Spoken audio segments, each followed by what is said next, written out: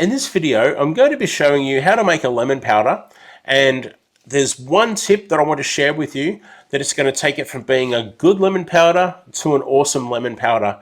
It's so simple, and you'll be seeing that real soon. G'day everybody, and welcome to my Aussie gardening kitchen. If it's your first time here, my name's Darren, but please call me Daz. And today I'm going to be doing a lemon powder with you. Now, the first thing you need to do, just like dehydrating other things, is you need to make sure you wash your lemons. Make sure your sink's clean first and get them in there and give them a good old wash and you're ready to go. So the biggest tip that I can give when dehydrating lemons is to use a peeler. Now what you're going to do is you're going to peel them, but you're going to leave that pith, all that white stuff. All of that white stuff stays in the lemon. That stuff's quite bitter and you don't want that in your final powder. So by using a zester or a sharp peeler, you can get the zest, and you're not going to be perfect, but really you're going to get most of that pith left on the lemon behind. Look, there's one there where it's gone a bit hard, but that's nothing overall when the majority of it is like this. You can't even see the pith on some of these slices. Some of these shavings are just fantastic and you can't go wrong. You're going to get a beautiful lemon zest that has minimal bitterness and pith stuck to it. Now with the lemons, there's still a lot I can do. So I'm going to cut them in half and I'm going to juice them, and then I'm going to freeze that juice. And then with the leftover flesh here, I'm actually going to maybe cut them again and stuff them into vinegar bottles and make a lemon scented vinegar. And there's various other things that you can do where you can add a lemon scent by still using this part, and because you're not consuming it, you're not going to get that bitterness of that white pith, but you are still going to get the essence of that lemon with that exposed flesh inside that's been through the juicer and still left behind on the inside of the skin. Time to get those beautiful pieces of lemon onto the dehydrating trays. And you can see here that I've got mats that I've cut to shape, and I use those just to stop the small pieces from falling through the wire. Now once I get them into the dehydrator, I'm leaving even spacing between each of the trays. And then what I will do is after a couple of hours, I'll just come along and I'll check them, and I'll quite possibly move them from the bottom to the top and the top to the bottom, just to rotate and get some even heat all through the trays. Generally, I'll rotate everything that I put in the dehydrator, but sometimes you can get away with it in this type of dehydrator with the fan at the back. Now, something you really need to make sure you get right is the temperature. You can't have it too hot. I've got mine set at 50 degrees Celsius in Fahrenheit. I'll pop that on the screen right now. Now, this is actually lemon powder from my last batch. What happened is that I recommend checking your batch every, say, maybe after 2 hours, and then every hour or so, just check it all the time. What I did was at some point the machine turned off, and I didn't realize that my machine defaults to the highest setting. So when turned back on. So when I've turned it back on, I've accidentally put it on to the highest temperature, not knowing that, and it's discolored. Now, it doesn't taste any different that I can tell, but it doesn't look great. Now, I don't like using this, so I'm really happy that I've got a new harvest of lemons and I've got them going now, because I'll be replacing this as soon as I can. Okay, as you can see, I've got my dehydrated lemon peels ready to go. Now, it's really important that when you take something out of the dehydrator, you let it condition. Now, what I mean by condition is to just let it sit down and rest. Let that temperature drop down, and you don't want to be adding a hot item to something like this to make a powder. You really don't want any chances of condensation and things like that happening. So let it cool right down, and once it's ready to go, you can start grinding. Do forgive me while I was waiting for this to happen. My hay fever's kicked in, so I'm a little teary-eyed at the moment, so I do apologize for that. So now it's quite a simple process of just getting this peel into the grinder and start grinding.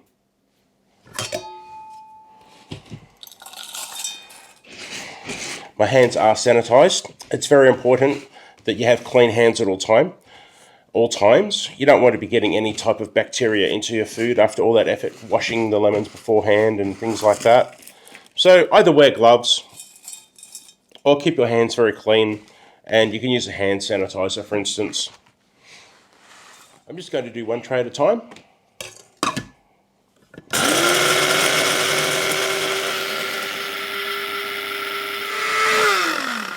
I like to give it a little shake just in case there's the odd lump or two, just in case, which is pretty rare to be honest.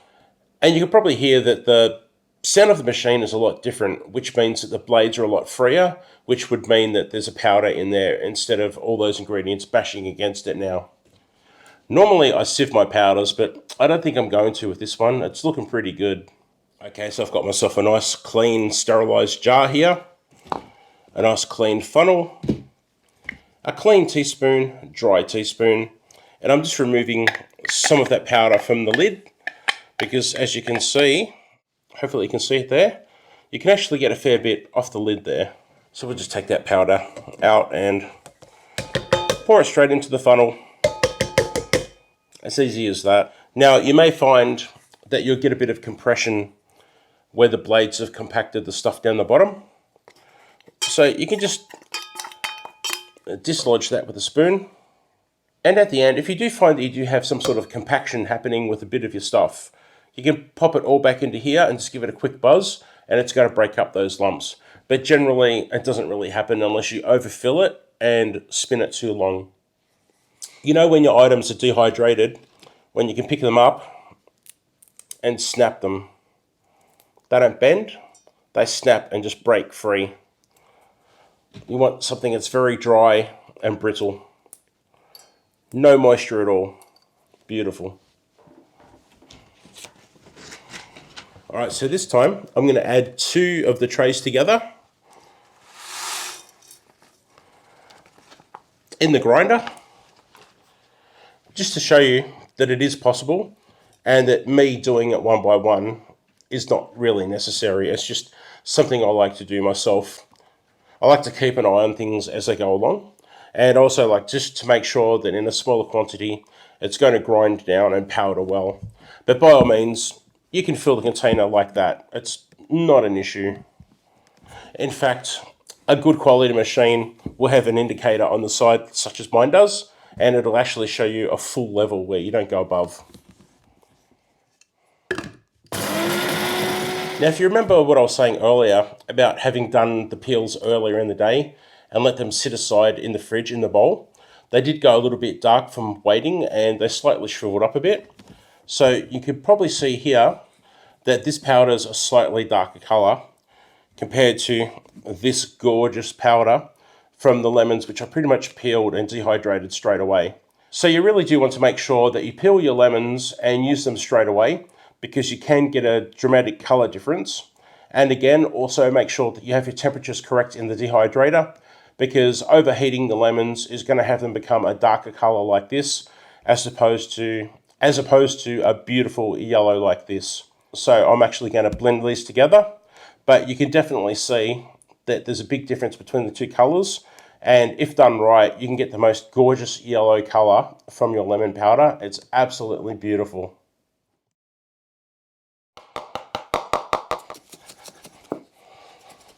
So you can see with the addition of that darker powder with the lighter powder that the color is slightly duller now. And that's fine. As I said, it's not affecting the taste. But yeah, that would probably do us about 3 months. We go through it quite fast. But it's a process I love doing. And I've got more lemons coming off the tree, so I'll go through the whole routine again and make more again. But if you've got more lemons, by all means, make a bigger quantity if you think you're going to use that much, because I've found that this will easily sit on the shelf for about 6 months. It doesn't go off, and it doesn't go hard either. I'm not having issues with condensation in there at all. And what I'm actually going to do is I'm going to transfer this to one of my vac seal jars, and I'm going to vac seal it just to make sure that there's no oxygen in there at all, just to help with the storage. What I love about this method is that you've got a beautiful powder that's primarily made from the zest only. So there's no white pith in there making it bitter at all. And then to top it off, once you've got your powder, you've still got a lemon here that's going to be very useful. You're now going to be able to juice it and get a lot of juice. And in my case, I'm going to freeze all the juice in ice cubes and use that as well at will. And also, I'll chop up the remaining flesh here, that pith and that bit of pulp that's stuck to the inside of it. Chop it up and put it in vinegar, for instance, and make a lemon scented vinegar. I'm not worried about the pith being bitter because I'm not going to be eating the vinegar. I'll be using it as a cleaner. So there's a number of other things you can do. So if you do look online and look up uses for lemons, you can really get a lemon and make multiple uses of it. So you really can stretch a lemon out into different uses and get the most out of it. It's really good stuff. I've got other videos here on my channel where I like to preserve things, and something should be popping up on the screen right now. I would love for you to go have a look at that next. I'd really appreciate that. And also giving a thumbs up and all that sort of stuff. Thanks so much. I do appreciate you being here, and I'll see you next time. Bye.